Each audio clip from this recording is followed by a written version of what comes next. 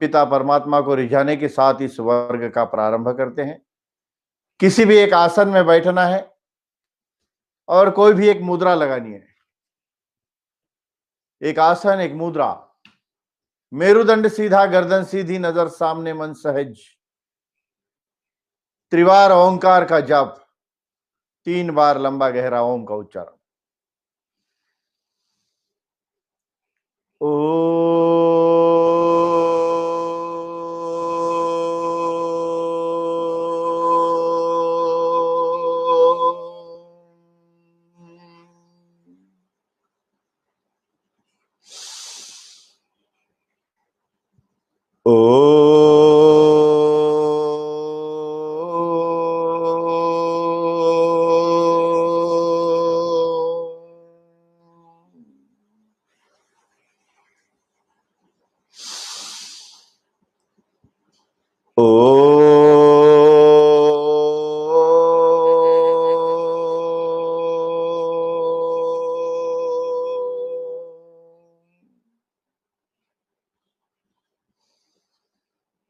ओम भूर्भुवः स्वः तत्सवितुर्वरेण्यं भर्गो देवस्य धीमहि धियो यो नः प्रचोदयात्।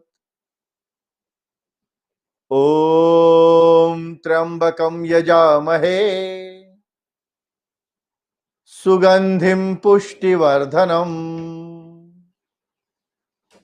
उर्वारुकमिव बन्धनात् मृत्योर्मुक्षीयमामृतात्। ओम सहना भवतु सहनो भुनक्तु सह वीर्यं करवावहे तेजस्विनावधीतमस्तु मा विद्विषावहे। ओम शांति शांति शांति। प्राण के लिए तो अब सामान्य योग प्रोटोकॉल में सबसे पहले होता है शिथिलीकरण का व्यायाम, रिलैक्सेशन एक्सरसाइज। तो शरीर के मेजर 4 जॉइंट्स है। एक है गर्दन का जॉइंट, एक है कंधे का जॉइंट, एक है कमर का जॉइंट और एक घुटने का जॉइंट। तो ये 4 जॉइंट्स के शिथिलीकरण के अभ्यास, रिलैक्सेशन के अभ्यास, उसके संचालन के अभ्यास होंगे। गर्दन का संचालन, कंधे का संचालन, कमर का संचालन और घुटने का संचालन। पहले ये शिथिलीकरण के व्यायाम, फिर खड़े होकर कुछ आसन करेंगे, फिर बैठ करके कुछ आसन होंगे, पेट पर लेटकर कुछ आसन रहेंगे, पीठ पर लेटकर कुछ आसन रहेंगे और उसके बाद अंत में कुछ 4 प्राणायाम रहेंगे। उसके बाद आखिरी में ध्यान साधना रहेगी। ऐसा ये 1 घंटे का सामान्य योग प्रोटोकॉल है। तो आइए अपने अपने स्थान पर सभी खड़े हो जाते हैं। पहले शिथिलीकरण के व्यायाम के लिए, रिलैक्सेशन एक्सरसाइज के लिए अपने अपने स्थान पर सभी खड़े हो जाते हैं। पहले गर्दन का शिथिलीकरण का व्यायाम। दोनों हाथ ऐसे कमर पे रखते हैं और दोनों हाथ कमर पर रखते हुए पहले गर्दन के व्यायाम करेंगे, गर्दन के शिथिलीकरण के व्यायाम। तो अब गर्दन को आगे झुकाना है, फॉरवर्ड बेंडिंग, और पीछे जाना है श्वास को भरते हुए। श्वास को छोड़ते हुए आगे आना है,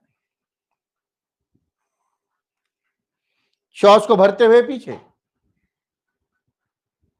पुनः श्वास को छोड़ते हुए आगे,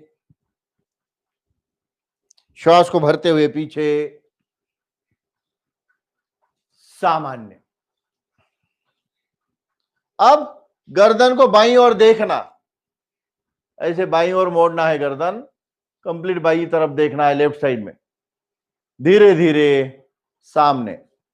फिर श्वास को भरते हुए गर्दन को दाहिनी ओर मोड़ना है, श्वास को छोड़ते हुए सामान्य।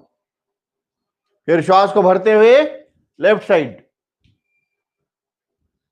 श्वास को छोड़ते हुए आगे। पुनः एक बार श्वास को भरते हुए दाहिनी ओर, श्वास को छोड़ते हुए सामने, श्वास को भरते हुए बाईं ओर और श्वास को छोड़ते हुए सामने, विश्राम। अब गर्दन को बाईं ओर झुकाना है, बायां कान बाएं कंधे से लगे, ये गर्दन को झुकाने का अभ्यास। दाहिना कान दाहिने कंधे से लगे, गर्दन को इधर दाहिनी ओर झुकाना। फिर गर्दन को बाईं ओर लेफ्ट साइड में झुकाना है। अब गर्दन को दाहिनी ओर राइट साइड में झुकाना है।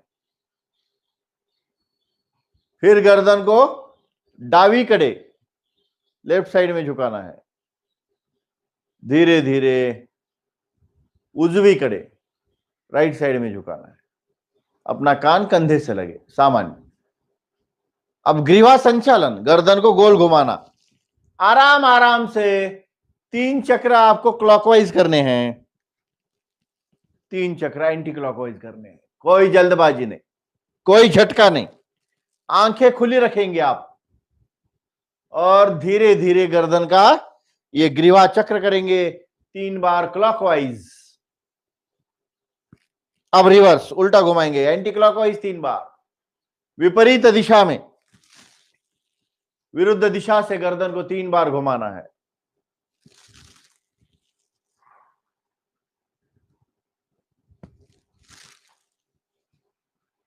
सामान्य 3-3 चक्र होने के बाद फिर रिलैक्स, हाथ को नीचे छोड़ देंगे। तो ये गर्दन के शिथिलीकरण के हमने व्यायाम देखे। शिथिलीकरण यानी रिलैक्स करना है। इतना अभ्यास अगर हम गर्दन का करेंगे रोज प्रतिदिन, फिर गर्दन में दर्द नहीं रहेगा, सर्वाइकल पेन्स नहीं रहेंगे, फिर वो गले में पट्टा लगाने की आवश्यकता ही नहीं पड़ेगी। तो ये सारे लाभ आपको होंगे, लेकिन इतना गर्दन का व्यायाम आपको प्रतिदिन करना पड़ेगा। अब दूसरा है स्कंध संचालन, कंधों के लिए अच्छा अभ्यास। तो अब सीधे खड़े होकर दोनों हाथ सामने, 1, दोनों हाथ ऊपर, 2, 3 और 4। फिर करेंगे 1, दोनों हाथ सामने रहेंगे कंधे के समांतर और दोनों हाथ पैरेलल रहेंगे। 2, ऐसे ही हाथ को पूरा ऊपर उठाना है, भुजाएं कान से स्पर्श करती रहेगी, पूरा खींचना है ऊपर, स्ट्रेच करिए। 3, पुनः सामने, 4, नीचे। फिर से एक बार, 1, 2, पूरा स्ट्रेच कीजिए, ऊपर खींचिए अच्छे से, 3, 4। ये हो गया एक। दूसरा अभ्यास कंध संचालन का, कंधे के लिए दूसरा अभ्यास है साइड से। 1, दोनों हाथ ऐसे साइड में, अब यहां पर हथेलियां ऊपर की ओर हो जाएगी। 2, दोनों हाथ ऊपर जाएंगे, फिर यहां हथेलियां घूम जाएगी। 3 और नीचे 4। 1, हथेलियों को घुमाना, 2, फिर हथेलियां घूमेगी, 3, 4। फिर से एक बार, 1, हथेलियां घुमाकर श्वास भरते हुए ऊपर, 2, फिर हथेलियों को मोड़ के 3, श्वास छोड़ते हुए नीचे, 4। फिर से एक बार, और एक बार करेंगे, 1, 2, 3, 4। ये हो गए कंध संचालन के 2 अभ्यास। तीसरा अभ्यास, दोनों हाथ कंधों पर रखेंगे और कोहनी का बड़ा शून्य करेंगे। हाथ की कोहनी का बड़ा शून्य, कोपऱ्याचा मोठा शून्य, 3 बार क्लॉकवाइज घुमाएंगे। छोड़िए, उल्टा घुमाएंगे, रिवर्स। हर बार सामने कोहनियां मिल सकती है ऐसी, तो 3 बार एंटी क्लॉकवाइज।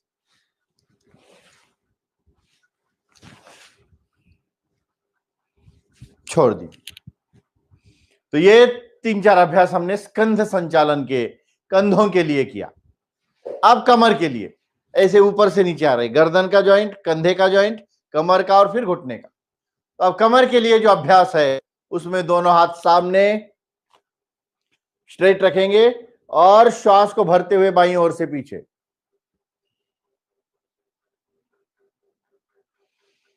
श्वास को छोड़ते हुए आगे, फिर दूसरी ओर से श्वास को भरते हुए पीछे, श्वास को छोड़ते हुए आगे, पुनः एक बार श्वास को भरते हुए बाईं ओर से पीछे, श्वास को छोड़ते हुए आगे, दाहिनी ओर से श्वास को भरते हुए पीछे और श्वास को छोड़ते हुए आगे, विश्राम। तो ये एक प्रकार हुआ कमर के लिए। अपने स्पॉन्डिलाइटिस और लंबर, ये सर्वाइकल के बाद नीचे होता है स्पॉन्डिलाइटिस और नीचे उसके लंबर स्पॉन्डिलाइटिस। तो ये मेरुदंड के, मणकों के लिए अच्छा अभ्यास है ये, हमारी रीढ़ की हड्डी के लिए, गर्दन पीठ कमर दर्द के लिए। तो ये कमर के लिए अच्छे व्यायाम था। ये एक अभ्यास हमने उसमें किया। अब इसमें दूसरा अभ्यास करेंगे। पहला तो अभ्यास हमने किया, दूसरा अभ्यास दोनों हाथ साइड में फैलाएंगे, एक, ऐसे ही घूमेंगे पीछे, दो, फिर सामने, तीन, और नीचे हाथ, चार। फिर से एक बार, एक, अब दूसरी दिशा से, दो, तीन, चार, पुनः एक, बाईं ओर से, सामने, नीचे, एक, अब दाहिनी ओर से, दो, तीन, चार। ये एक प्रकार हुआ। ये कमर के लिए हमने अलग अलग दो तीन प्रकार देखे। अब और एक प्रकार कमर के अभ्यासों में एक प्रकार और है। दोनों हाथ ऐसे साइड में करेंगे और श्वास को भरते हुए जब पीछे जाते हैं तो दाहिना हाथ बाएं कंधे पर और बायां हाथ पीठ पर आएगा, यह ऐसी स्थिति। फिर सामने आ जाएंगे श्वास को छोड़ते हुए, पुनः श्वास को भरते हुए दूसरी ओर से। अब बायां हाथ दाहिने कंधे पर और दाहिना हाथ पीठ पर, पुनः सामान्य। फिर से एक बार, एक हाथ कंधे पे, एक हाथ पीठ पर, सामान्य, पुनः दूसरी ओर से, सामान्य। एक बार और करेंगे, सामान्य, फिर दूसरी ओर से, और ये सामान्य। तो ऐसा ये कमर के लिए अच्छा अभ्यास है। तो ये कमर का जॉइंट्स, इसके लिए ये छोटे छोटे अभ्यास हमने अलग अलग किए। अब घुटना संचालन, गुड़घ्यासाठी। तो अपने नीज के लिए दोनों हाथ आगे करेंगे और धीरे धीरे श्वास को छोड़ते हुए ऐसे उत्कटासन की स्थिति में नीचे जाएंगे, श्वास को भरते हुए ऊपर, पुनः श्वास को छोड़ते हुए नीचे। ये घुटना संचालन है। श्वास को भरते हुए ऊपर, श्वास को छोड़ते हुए नीचे। इसमें पूरा भी नीचे जा सकते हैं, ऐसे टोटल नीचे जाकर, फिर इसमें सीधा ऊपर। अपने अपने सामर्थ्य के अनुसार इसको करना है। श्वास को छोड़ते हुए नीचे, श्वास को भरते हुए ऊपर, पुनः श्वास को छोड़ते हुए नीचे। जो ऐसे पूरा जा सकते हैं वो पूरा, अन्य लोग जहां तक आप जा सकते हैं उतना करिए। श्वास को छोड़ते हुए नीचे, श्वास को भरते हुए ऊपर, सामान्य। दोनों घुटनों को ऐसे पकड़ के उसको धीरे धीरे गोल घुमा सकते हैं आप, ये ऐसे आराम आराम से, कोई जल्दबाजी नहीं, कोई झटका नहीं। रिवर्स, उल्टा घुमाने के।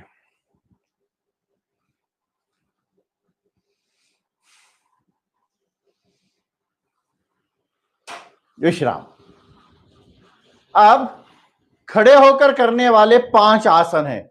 अब इतने तो रिलैक्सेशन एक्सरसाइज हमने पहले कर लिए, शिथिलीकरण के व्यायाम हमने अभी तक किए। अब उसके बाद खड़े होकर करने वाले हम 5 आसन करने वाले हैं, 5 योगासन।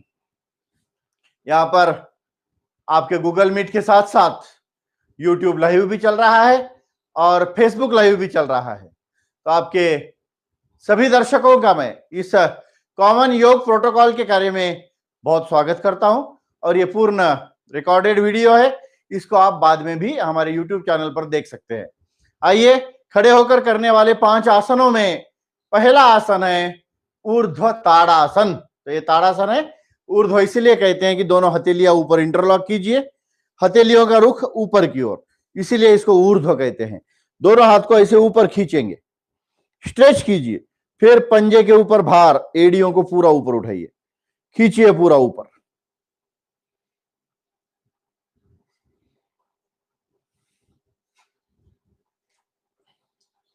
छोड़ते हुए नीचे, पुनः हाथ सर पे रखिए, पुनः श्वास को भरते हुए दोनों हथेलियां ऊपर की ओर, ऊपर खींचिए। स्ट्रेचिंग एक्सरसाइज, यही स्ट्रेचिंग एक्सरसाइज है, यही पावर योगा है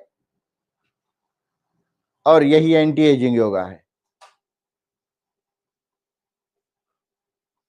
सामने एक आध बिंदु पर नजर केंद्रित करते हुए कुछ समय के लिए स्थिर हो जाना, यह ध्यानात्मक आसन है, ऊर्ध्व ताड़ासन। छोड़िए, सामान्य। तो ये ताड़ासन का अभ्यास हाइट बढ़ाने वाला भी है बच्चों के लिए और बाकी सभी के लिए, ध्यान एकाग्र करने वाला, स्ट्रेचिंग की एक्सरसाइज, हड्डियों को बल देने वाला। तो इसके तो लाभ और भी कई हैं। तो हमारी जॉइंट्स के लिए भी अच्छा है, हड्डियों के लिए भी अच्छा है और बाकी भी लिए। अब इसमें इसका एक उप प्रकार है तिर्यक ताड़ासन। दोनों पैरों में फासला रखेंगे, थोड़ा सा पायामध्ये थोड़ा अंतर घ्या, 1.5-2 फुटाचं। अब इसी में भी दोनों हाथ ऐसे इंटरलॉक करके ऊपर, अब साइड से झुकना है, ये ऐसे साइड से झुकना, और कोई नीचे जा सकता है तो पूरा पैर को हाथ लगा देना। पुनः दूसरी ओर से श्वास को छोड़ते हुए नीचे, और जो नीचे तक जा सकता है वो पैर को अपने हाथ लगा ले, श्वास को भरते हुए ऊपर। पुनः एक बार बाईं ओर से नीचे, श्वास को भरते हुए ऊपर, श्वास को छोड़ते हुए दाहिनी ओर से नीचे, भरते हुए ऊपर, छोड़ दीजिए। तो ताड़ासन ये खड़े होकर करने वाला पहला आसन, तिर्यक ताड़ासन उसका उप प्रकार है। तो हमने अभी तक एक आसन किया खड़े होकर, ताड़ासन। अब खड़े होकर करने वाला दूसरा आसन है वृक्षासन, वृक्षासन, वृक्ष के जैसी स्थिति। ये दाहिना पैर बाईं जंघा पर रखना है, बैलेंस बना के फिर दोनों हाथ ऊपर उठाकर स्थिर हो जाना, वृक्ष के जैसी आकृति, वृक्षासन। हाथ पूरे ऊपर की ओर खींचे हो, सामने एक आध बिंदु पर ध्यान केंद्रित हो, मन एकाग्र करने वाला ध्यानात्मक आसन, वृक्षासन। शरीर की आकृति दिखने में वृक्ष के जैसी लगेगी।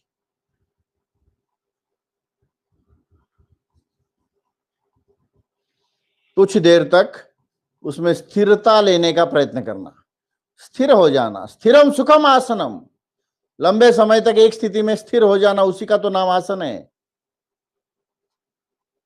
छोड़ दीजिए। दूसरी ओर से पैर बदलकर, अब बायां पैर दाहिनी जंघा पर,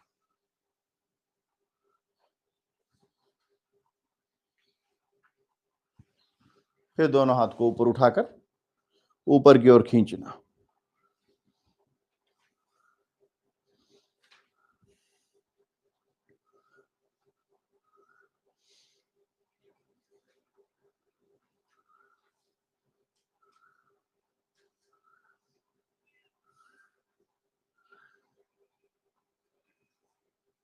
मन एकाग्र करने वाला ध्यानात्मक आसन, वृक्षासन। बच्चों के लिए भी और बड़ों के लिए भी, सभी के लिए लाभदायक।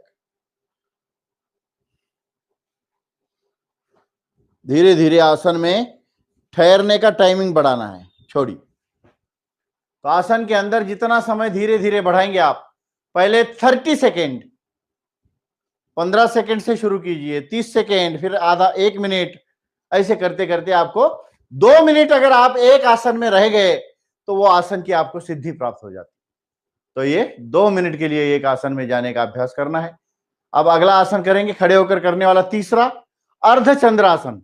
दोनों हाथ ऐसे कमर पे रखिए, श्वास को भरते हुए ऊपर से पीछे की ओर झुकना, आंखें आसमान की ओर, नेत्र शक्ति विकासक योग और कटी शक्ति विकासक योग दोनों इसमें हो जाते हैं। श्वास को छोड़ते हुए सामान्य, पुनः श्वास को भरते हुए पीछे जाना है, कटी शक्ति विकासक और नेत्र शक्ति विकासक, कमर के लिए और आंखों के लिए। खुले आसमान को देखना है।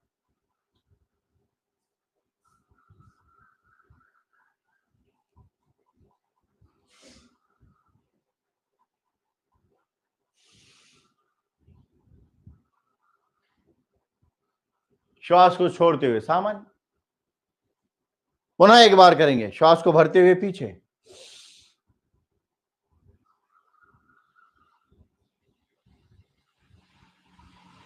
श्वास को छोड़ते हुए सामान्य, छोड़ दी। तो खड़े होकर करने वाला तीसरा आसन था अर्धचंद्रासन, आधे चंद्र के जैसी आकृति, अर्धचंद्रासन हमने किया।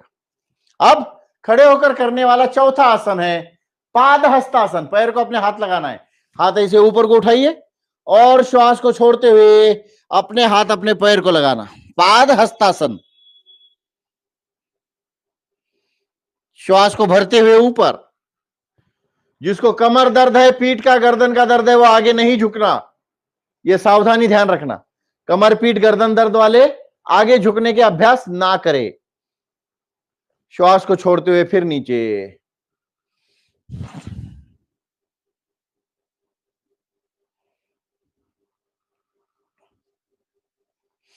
श्वास को भरते हुए ऊपर,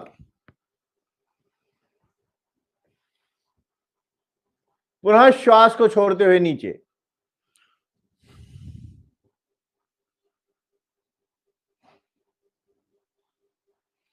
श्वास को भरते हुए ऊपर, सामान्य।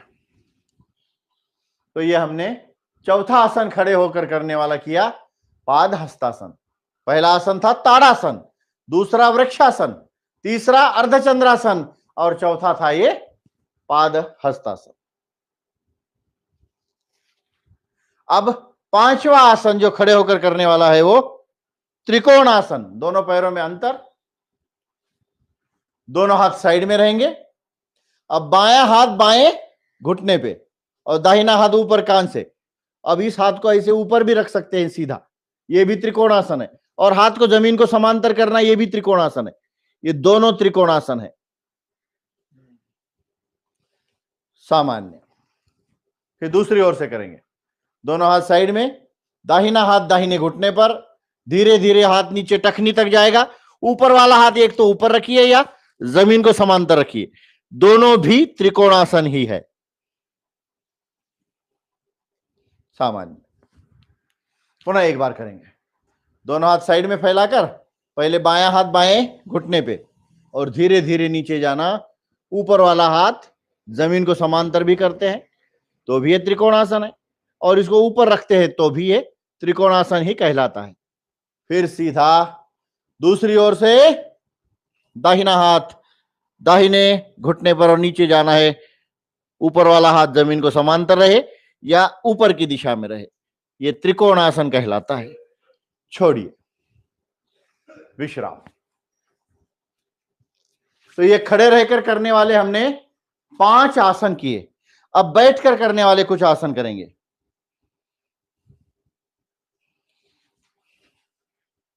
दंडासन में बैठ जाइए,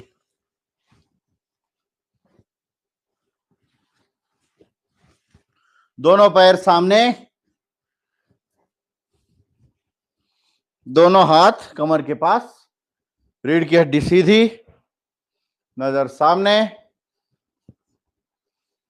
यह दंडासन है, यह विश्रांति का भी आसन है। वैसे 2-4 लंबे गहरे श्वास लेने से पहले जो हमने अभ्यास किया है उसकी थकान मिट जाती है, अगले आसनों के लिए हम तैयार हो जाते हैं। तो ये विश्रांति लेने के लिए आसनों का नियम है, हर 2 आसन के बीच में लंबे श्वास लेना, बोलते विश्रांति लेना। आसन की नियम ध्यान रखना, आसन में आंखें खुली रखना। प्राणायाम करते समय आपका अभ्यास ठीक हो गया है तो आंखें बंद करके प्राणायाम करना, लेकिन आसन में आंखें खुली। आसन में आगे झुकते हैं तो श्वास को छोड़ना, आसन में पीछे झुकते हैं तो श्वास को भरना, ये सामान्य नियम आसन में सभी आसनों में लागू है। कमर पीठ गर्दन दर्द वाले आगे झुकने के आसन नहीं करना। Hernia, ulcer, appendix, ulcerative colitis जिसको है वो पीछे झुकने वाले आसन ना करे। फिर से एक बार कहता हूं, कमर दर्द, पीठ दर्द और गर्दन दर्द जिसको है वो आगे झुकने के आसन नहीं करना। Hernia, ulcer, appendix, ulcerative colitis जिसको है वो पीछे झुकने वाले आसन नहीं करना। आसन का और एक महत्वपूर्ण नियम, आसन के फाइनल पोज में जाने के बाद उस स्थिति में ज्यादा देर तक रुकना, लंबे समय तक वो स्थिति बनाए रखना, स्थिरम सुखम आसनम, वो आसन का महत्वपूर्ण नियम। तो आइए अब आगे बढ़ते हैं। इसके अगला आसन है भद्रासन। दोनों पैर को मिलाएंगे और नजदीक, जितना हो सके उतना नजदीक लेना है। दोनों घुटने जमीन पर लगाकर सीधा हो जाना। वैसे ये गोरक्षासन है, भद्रासन। इसमें एक स्थिति और भी कर सकते हैं, अपना माथा अपने पैर को लगा सकते हैं। ऐसे धीरे धीरे श्वास को छोड़ते हुए अपना माथा अपने पैर को लगाना, श्वास को छोड़ते हुए नीचे जाना। ऐसे श्वास को भरते हुए ऊपर, पुनः श्वास को छोड़ते हुए नीचे,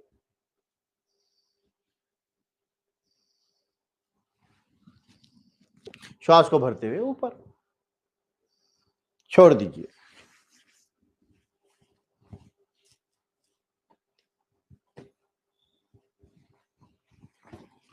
तो हमने ये दंडासन के समूह में आसन करे, दंडासन और भद्रासन। अब करते हैं कुछ वज्रासन समूह के आसन। पहले वज्रासन में बायां पैर मोड़िए, दाहिना मोड़िए और दोनों पैर को इस प्रकार से बैठना वज्रासन कहलाता है। दोनों हाथ घुटनों के ऊपर। वज्रासन भोजन के बाद करने लायक एकमात्र आसन वज्रासन। भोजन के पश्चात इस आसन में अगर बैठेंगे हम 5 मिनट के लिए, 10 मिनट के लिए, 15 मिनट के लिए, 20 मिनट के लिए, तो आपका पाचन तंत्र ठीक हो जाएगा। डाइजेशन में किसी के गड़बड़ है, पचन संस्था में कोई कमी है, तो इस आसन में भोजन के बाद बैठने से वो डाइजेशन सिस्टम की कमी को पूरा किया जा सकता है। तो डाइजेस्टिव सिस्टम, पचन तंत्र इससे अच्छा हो जाता है। वज्रासन। अब वज्रासन समूह के कुछ आसन हमें और करने हैं। इस वज्रासन समूह में ये वज्रासन, ये है विश्रांति वाला आसन। इसमें विश्रांति भी हो रही है, लंबे श्वास, लंबे प्रश्वास, विश्रांति का आसन है वज्रासन। अर्ध उष्ट्रासन करेंगे अब ऐसे घुटनों के बल खड़े हो जाएंगे। घुटनों के बल खड़े होकर दोनों हाथ पीठ पर और पीछे झुकना, अर्ध उष्ट्रासन। आधा उष्ट्रासन करते हैं, आधा ऊंट के जैसा आसन, नजर ऊपर की ओर।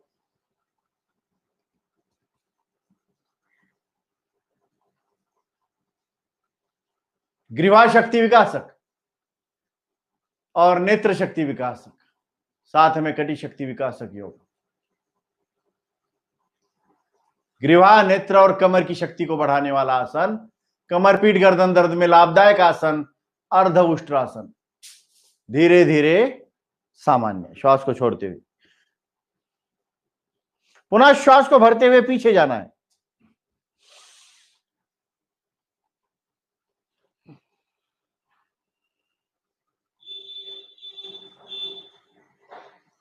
श्वास को छोड़ते हुए सामान्य।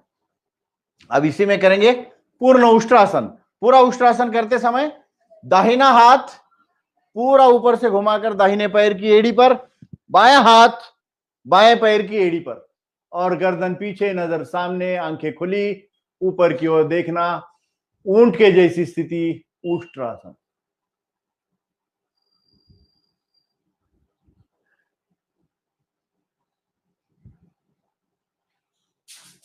श्वास को छोड़ते हुए सामान्य। फिर से एक बार करेंगे उष्ट्रासन।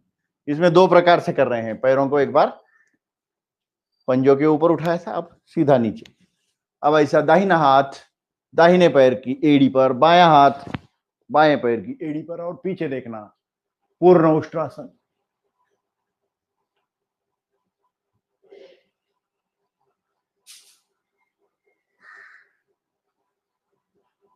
छोड़ दीजिए। वज्रासन में बैठते हैं। तो ये अर्ध उष्ट्रासन और उष्ट्रासन, ये दोनों ही आसन कमर पीठ गर्दन दर्द में अत्यंत लाभदायक, कमर दर्द है या पीठ का या गर्दन का दर्द, उसमें अत्यंत लाभदायक है ये आसन, अर्ध उष्ट्रासन और उष्ट्रासन।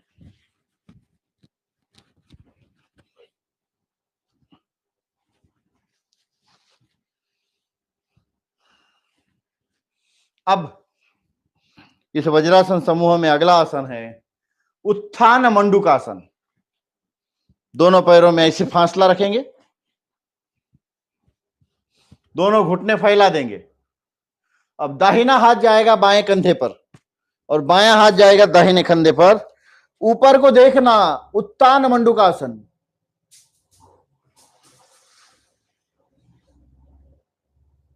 नजर ऊपर की ओर, सामान्य श्वास चलता रहे। अब बायां हाथ निकालना, दाहिना हाथ निकालना, सीधा हो जाना।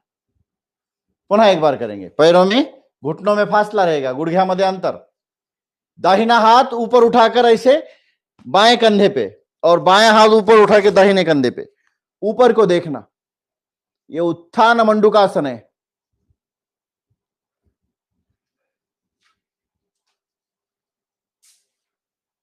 फिर बायां हाथ निकाल लेना, दाहिना हाथ निकाल लेना, पैरों को घुटने नजदीक कर लेना। तो ये था उत्थान मंडूकासन। वज्रासन समूह का आखिरी आसन है शशकासन।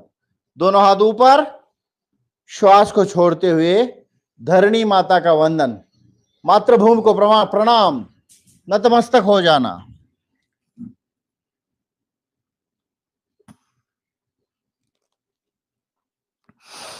श्वास को भरते हुए ऊपर। शशक आसन, शशक यानी ससा, रैबिट पोज, रैबिट यानी ससा। कुछ लोग इसे शशांक आसन कहते हैं और शशांक का अर्थ होता है चंद्रमा। तो संस्कृत में इसके अर्थ जिसको समझ में आते हैं ना, तो इसको शशक आसन कहते हैं, शशांक आसन नहीं। तो श्वास को छोड़ते हुए पुनः धरणी माता को वंदन, हाथ पहले लगाना, माथा लगा देना,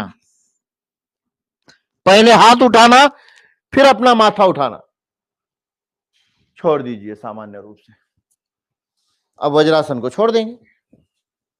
पहले दाहिना पैर फिर बायां पैर, दोनों निकाल के सामने। अब इस स्थिति में आने के बाद दंडासन समूह का आखिरी आसन करेंगे, वक्रासन। दंडासन समूह का आसन एक इसीलिए रखा है कि आखिरी में फिर उसको करना है, वक्रासन। बायां पैर नजदीक, बायां घुटना ऊपर, डावा पाय जवळ करून डावा गुडघा वर, दाहिना हाथ छाती और घुटने के बीच से पैर के टखनी को पकड़ना, पीछे मुड़ के देखना, वक्रासन। दूसरी ओर से छोड़ दीजिए। दाहिना पैर, बायां हात, उजवा पाय उभा केलाय तर डावा हात घ्या, छाती आणि गुडघ्याच्या मधून गोटे पकडायचेत आणि मागे वळून बघायचे।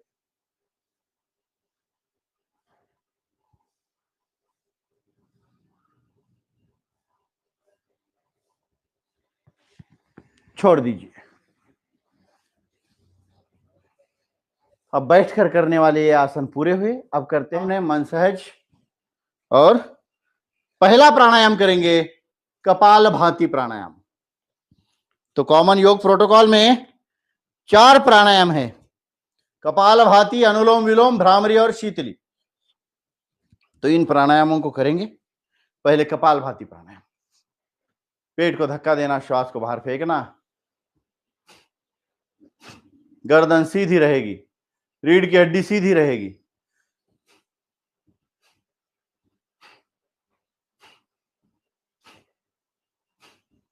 पेट को धक्का, श्वास को बाहर। अब कपाल भाती से कोई अपरिचित नहीं है, कपाल भाती प्राणायाम तो सर्वदूर परिचित है।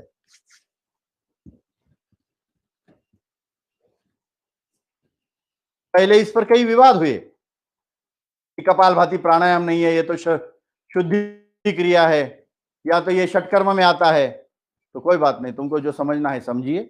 कपाल भाती षटकर्म भी है, कपाल भाती शुद्धि क्रिया भी है। और कपाल भाती को पतंजलि योगपीठ ने जब प्राणायाम की संज्ञा दी है तो अब सारा विश्व इसे प्राणायाम के रूप में मानने लगा है। तो अब कोई इस पर बहस नहीं है, कपालभाति प्राणायाम हो गया है। कपालभाति करते रहिए, इसका नाम ही है कपाल भांति, आपके मस्तिष्क को चमकाने वाला अभ्यास। कपाल यानी आपका मस्तिष्क, भांति यानी चमक, भांति यानी प्रकाश, भांति यानी ओज, तेज, कांति। तो आपके ललाट पर चमक देने वाला, आपके स्किन को चमकाने वाला, ऐसा इसका नाम है कपाल भांति। करते रहिए कपाल भांति का अभ्यास। 1 सेकंड का एक धक्का इस गति से करना, 1 सेकंड 1 स्ट्रोक, इस गति से इस प्राणायाम के अभ्यास को करना।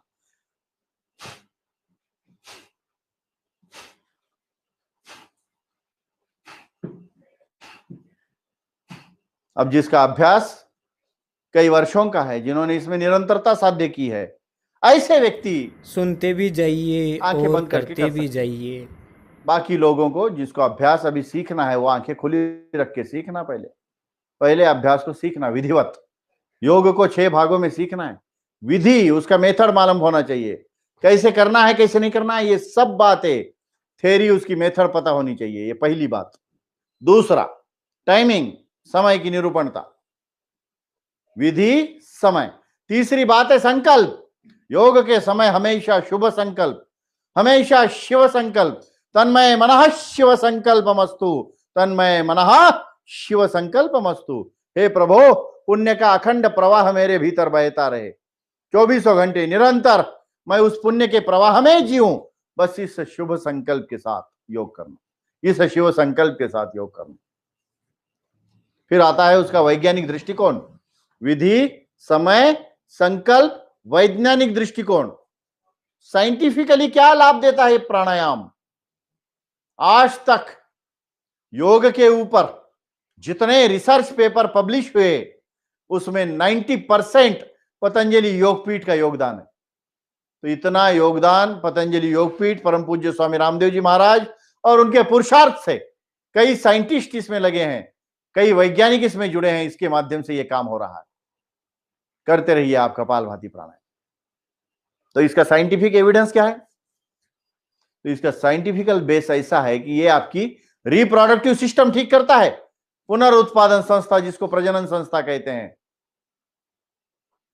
रिप्रोडक्टिव सिस्टम ठीक हो जाती है, जिससे माता बहनों में इनफर्टिलिटी के प्रॉब्लम, अंधत्व के विकार है, पुरुषों में शुक्राणु की कमी है, इन विकारों से मुक्तता दी जा सकती है, इस पर मात दिया जा सकता है। इन बीमारियों पर, मूल व्याध की बीमारियां, अर्श, बवासीर, भगंदर, पाइल्स, वो इससे ठीक होने लगती है और इसी से आपकी किडनी ठीक हो जाएगी, वृक्क दोष मिटेंगे। ये जो हमारी 2 किडनियां हैं वो इससे ठीक होंगी, इससे लीवर ठीक होगा और इससे आंतें अच्छी होगी, इंटेस्टाइन, आपके आंतड़े इससे अच्छे होने वाले हैं। कपालभाति का दूसरा चक्र पूरी श्रद्धा के साथ, पूरी तन्मयता के साथ।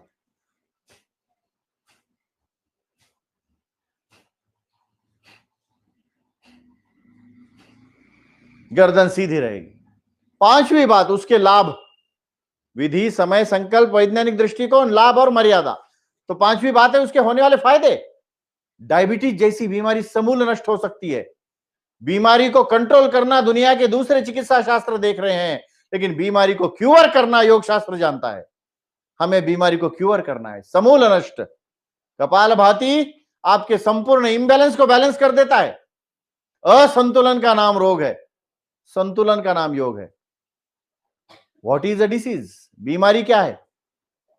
किसी से भी, वैद्य से या डॉक्टर से पूछ लीजिए, वो कहेगा आपके शरीर का कोई भी असंतुलन माने रोग। शरीर में कोई भी इंबैलेंस है यानी बीमारी है। बैलेंस इज अ योग, इंबैलेंस इज रोग, बैलेंस इज योग। तो ये कपालभाति आपके इंबैलेंस को बैलेंस करेगा, सारे डिसऑर्डर्स को ऑर्डर में ले आएगा। आपका वजन बढ़ गया है तो इसको कम करना है, यानी वो इंबैलेंस है, वजन का बढ़ जाना, overweight, it is a disease. Kapalbhati से वजन घटता है। और अंडरवेट, जो वजन आवश्यकता से कम है, बड़ा दुबला पतला व्यक्ति है, आवश्यकता से जिसका वजन कम है उसका वजन प्रमाण में लाना, यह भी तो कपालभाति का काम है। ज्यादा दुबले पतले व्यक्ति का वजन और नहीं घटता, उसका वजन तो बढ़ाना है, प्रमाण में लाना है, और मोटे व्यक्ति का वजन घटाना है। ये दोनों तरफ से बैलेंस करना है।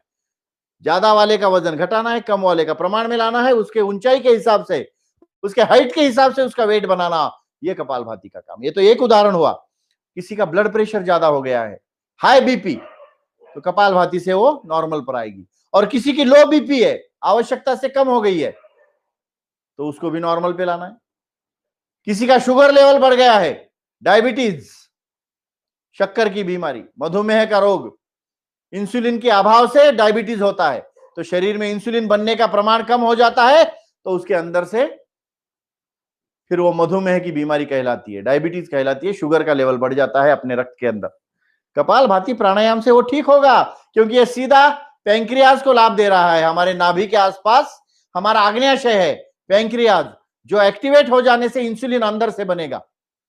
डायबिटीज जैसी बीमारी कंट्रोल नहीं तो क्यूर हो सकती है। एक अद्भुत लाभ। योग इज अ ट्रीटमेंट थेरेपी। योग विश्व की चिकित्सा प्रणालियों में श्रेष्ठ प्रणाली है। दुनिया में 70 प्रकार की चिकित्सा प्रणाली काम करती है।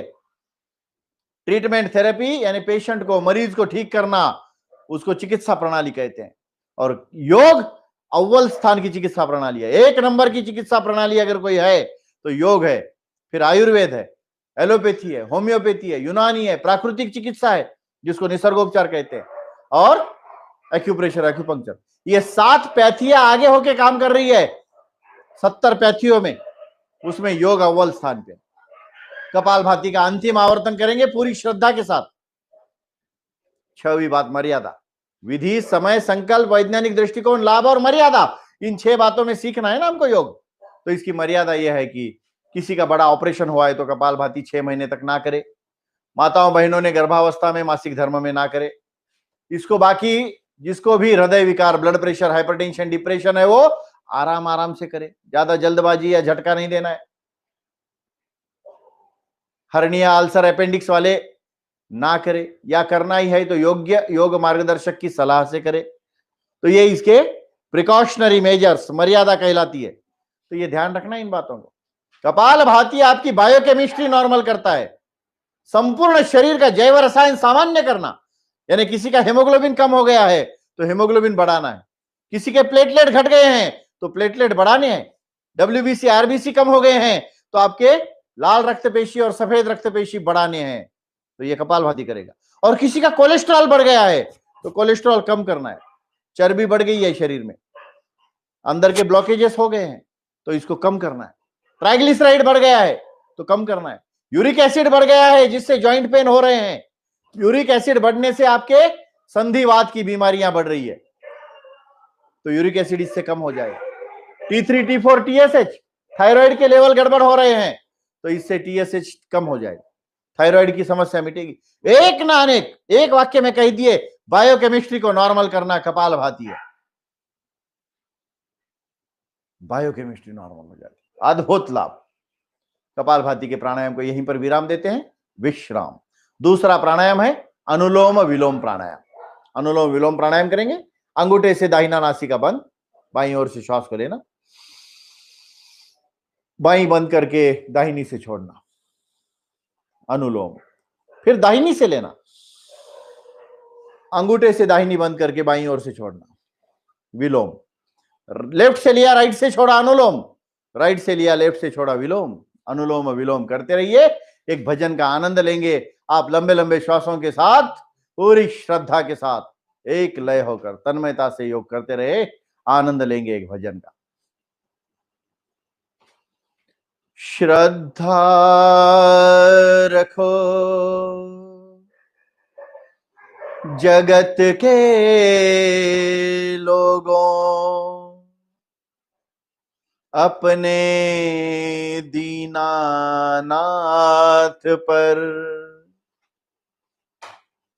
लाभ हानि जीवन और मृत्यु सब कुछ उसके हाथ में। मारने वाला है भगवान, बचाने वाला है भगवान। मारने वाला है भगवान, बचाने वाला है भगवान। बाल न बांका होता उसका, बाल न बांका होता उसका, जिसका रक्षक दया निधान।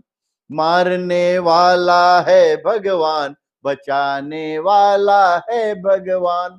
मारने वाला है भगवान, बचाने वाला है भगवान। त्याग दो रे भाई फल की आशा,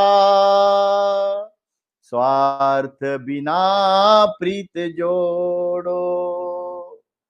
कल क्या होगा उसकी चिंता, जगत पिता पर छोड़ो। क्या होनी है क्या न होनी, क्या होनी है क्या न होनी, सबका उसको ज्ञान। मारने वाला है भगवान, बचाने वाला है भगवान। मारने वाला है भगवान, बचाने वाला है भगवान। जल थल अगन आकाश पवन पर केवल उसकी सत्ता। जल थल अगन आकाश पवन पर केवल उसकी सत्ता। प्रभु इच्छा के बिना यहाँ पर हिल न सके एक पत्ता, हिल न सके एक पत्ता। उसी का सोचा यहाँ पे होता, उसी का सोचा यहाँ पे होता, उसकी शक्ति महान। मारने वाला है भगवान, बचाने वाला है भगवान। मारने वाला है भगवान, बचाने वाला है भगवान। बाल न बांका होता उसका, बाल न बांका होता उसका, जिसका रक्षक दया निधान।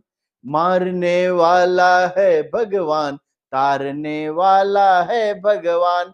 तारने वाला है भगवान, बचाने वाला है भगवान।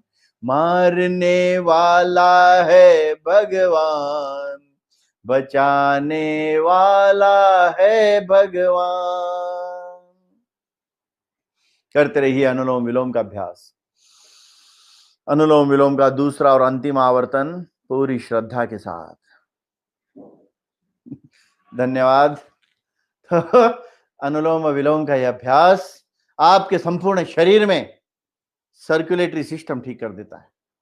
सारे प्रवाहमान जितने आपके शरीर में चल रहे हैं, ट्रांसपोर्टेशन ऑफ ब्लड हो, ट्रांसपोर्टेशन ऑफ हीट है, ट्रांसपोर्टेशन ऑफ वाटर है, transportation of nutritions, transportation of nitrogenous gases, transportation of homogeneous vestiges, transportation of वात पित्त कफ, ये सारा प्रवाहमान जो चलता है उसको नियंत्रित करने वाली एक सिस्टम है सर्कुलेटरी सिस्टम। इस प्राणायाम से वो सिस्टम ठीक होती है। इसी प्राणायाम से आपकी स्केलेटल सिस्टम ठीक होती है। हड्डियों की संस्था, हड्डियों को लगने वाला कैल्शियम, पोटेशियम, फास्फोरस, अन्य सारे घटक इसमें से मिल जाते हैं वातावरण से। ये हड्डियों की सिस्टम को ठीक करता है। यही प्राणायाम आपकी रेस्पिरेटरी सिस्टम ठीक करेगा। श्वसन संस्था, वर्षों पुराना दमा, वर्षों पुरानी खांसी, नजला जुकाम, अस्थमा, ब्रोंकाइटिस, साइनसाइटिस, रिनिटिस, एलर्जी से होने वाली समस्या सारी मिटने वाली है इससे। ये पूरी रेस्पिरेटरी सिस्टम ही ठीक करेगा। यही प्राणायाम सेंट्रल नर्वस सिस्टम ठीक करता है। मध्यवर्ती नस नाड़ियों की संस्था, जो शरीर में 72 करोड़ 72 लाख 10,201 नस नाड़ियां हैं, ये समस्त नस नाड़ियों को परिशुद्ध करने वाला प्राणायाम है। और यही प्राणायाम आपकी एंडोक्राइनल सिस्टम को ठीक करता है। शरीर के साथ चेता संस्था है, मज्जा संस्था है, मन को नियंत्रित करने वाली एक संस्था है। ये सबको नियंत्रित करने वाला प्राणायाम एक श्रेष्ठ प्राणायाम कहा गया है अनुलोम विलोम प्राणायाम। ये वायु नीति है। हमने जल नीति और सूत्र नीति शुद्धि क्रिया के बारे में जाना। तो जल नीति और सूत्र नीति के आगे हवा से शुद्धि करने वाला प्राणायाम है ये, air servicing of our body. हवा से अगर शुद्धि होती है तो क्यों ना करे, air servicing of our body, anulom vilom pranayam. इतना महत्व का यह प्राणायाम है, अद्भुत और चमत्कारिक प्राणायाम। तो इसके लाभ अनगिनत है। तो आइए इस प्राणायाम को अब धीरे से पूरा करते हैं। अनुलोम विलोम के बाद अब तीसरा प्राणायाम है शीतली प्राणायाम। शीतली प्राणायाम में जिह्वा को गोल बनाना है, श्वास को अंदर खींचना है, नाक से छोड़ना है, ऐसे।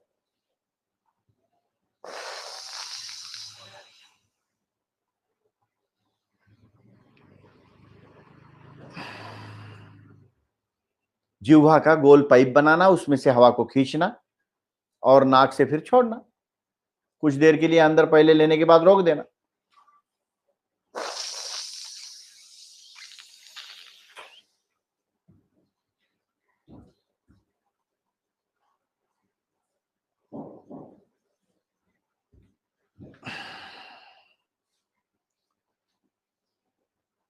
जीभ को ऐसे जैसे पक्षी की चोंच होती है ना, वैसे करना गोल, और उसमें से हवा को अच्छा सीसी करते हुए हवा खींचना है।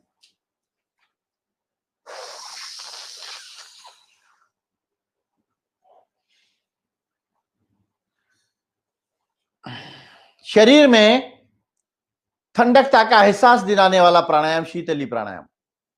गर्मी के दिनों में दाहकता बढ़ती है, उष्णता बढ़ती है, तो उस दाहकता को, उष्णता को कम करने वाला प्राणायाम शीतली प्राणायाम।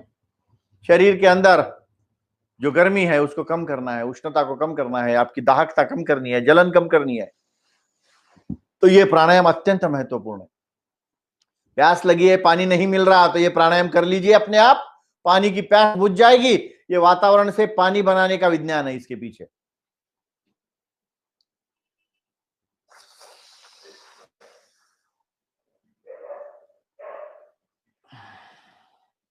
और इसका एक पूरक है शीतकारी। जिह्वा को दांत के पीछे लगा देना और हाथ दांत में से श्वास खींचना ऐसे।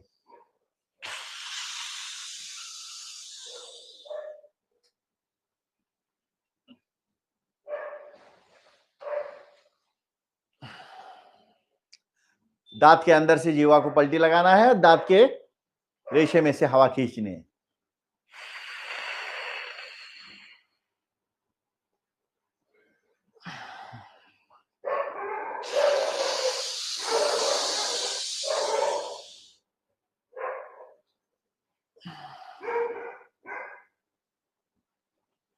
शीतली और शीतकारी दोनों प्राणायाम के लाभ एक जैसे हैं।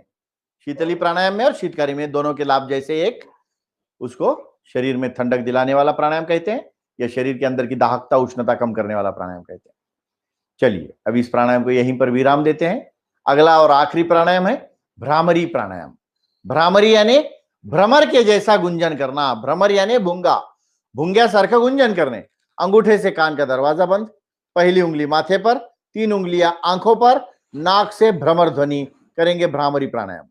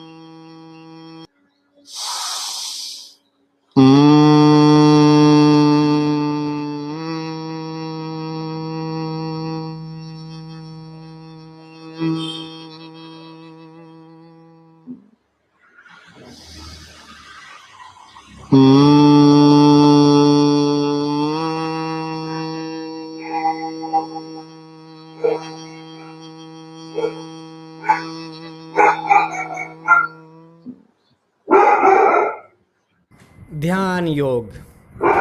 दोनों हाथ नीचे, आंखें बंद, आंखें नहीं खोलना, अभी बंद ही रखना। सभी प्राणायाम के बाद ध्यान का अभ्यास, प्रणव का ध्यान, प्रणव की साधना, प्रणव की उपासना, प्रणव का ध्यान। तस्य वाचकः प्रणव, उसी ईश्वर का नाम ओम है। वही परमात्मा, वही परमपिता, वही ईश्वर ओम के नाम से जाना जाता है। तज्जपस तदर्थ भावनम, उसी के भावों को जपते रहना। ततः क्षीयते प्रकाशावरणम, अज्ञान ने हमारे ज्ञान के ऊपर पर्दा डाल रखा है और हम उस अज्ञान में जी रहे हैं। हमारा असली ज्ञान ढक गया है और अज्ञान का आवरण ऊपर आ गया है। योग साधना से अज्ञान का आवरण हटकर ब्रह्म रूपी ज्ञान, ईश्वर रूपी प्रकाश आपके मस्तिष्क में समाया जाता है। ईशावास्यमिदं सर्वं यत्किंच जगत्यां जगत तेन त्यक्तेन भुंजिता मां गृधकस्य सिद्धम्। योग समापन प्रार्थना। ओम पूर्णमदः पूर्णमिदं पूर्णात् पूर्णमुदच्यते पूर्णस्य पूर्णमादाय पूर्णमेवावशिष्यते। ओम सर्वे भवन्तु सुखिनः, सर्वे सन्तु निरामया, सर्वे भद्राणि पश्यन्तु मां कश्चित् दुःख भाग भवेत्। इसका अर्थ है, हे नाथ सब सुखी हो, कोई न हो दुखारे, सब हो निरोग भगवन, धन धान्य से भंडारे। सब भद्र भाव देखे, सन्मार्ग के पथिक हो, दुखिया न कोई होवे, सृष्टि में प्राण धारे, सृष्टि में प्राण धारे। ओ दोनों हाथों का घर्षण करेंगे और आंखों को ऊर्जा देकर आंखें किलकिली करते हुए खोलना। तो ये ऐसे धीरे धीरे आंखें किलकिली करते हुए खोलना है। तो ऐसा एक कॉमन योग प्रोटोकॉल का एक पैकेज है, ये संपूर्ण अभ्यास है, 1 घंटे में ये पूरा हो जाता है। तो ऐसा सामान्य योग प्रोटोकॉल जो सामान्य से अति सामान्य व्यक्ति भी कर सकता है, उनके लिए डिजाइन किया गया है। इसमें कोई कठिन नहीं है, कोई हार्ड नहीं है, अत्यंत सामान्य ऐसे अभ्यास को हमने आज पूरा किया।